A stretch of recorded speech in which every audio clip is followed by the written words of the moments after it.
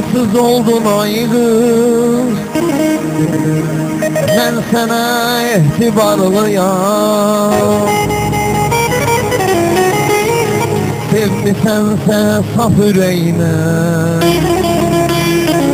ne fergi kasıb varlıyam.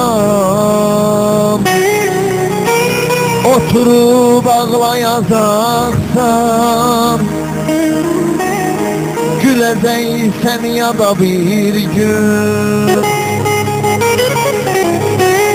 Seninle sen günleri beni savacak ya da bir gün. Beni savacak ya da bir gün. Sənə yar demeye dilim gelmeyir.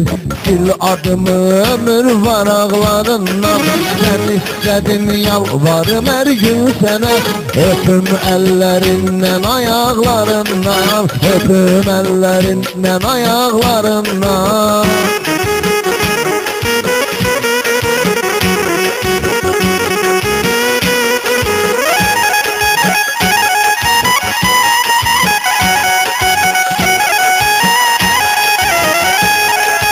Senin yüreğin mendedir ey sevgilim.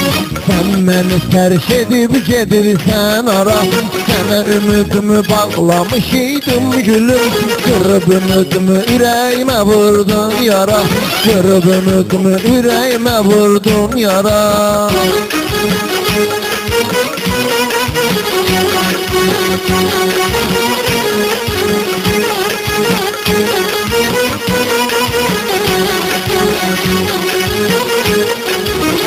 Daha gel tut ellerimden güzelim odlanıram.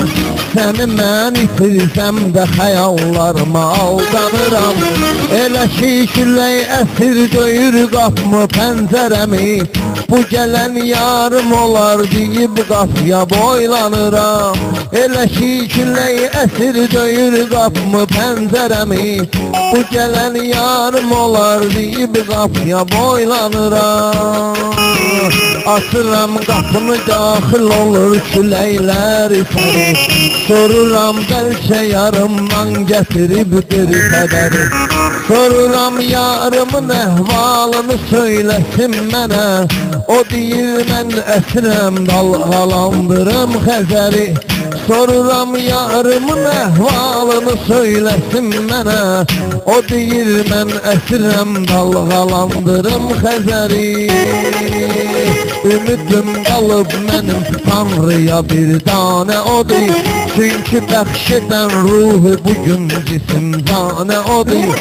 Odur ki elimi atıp yalvarıram Allah'ıma. Seveni qovuşduram düzəhdi peymane odur. Odur ki elimi atıp yalvarıram Allah'ıma.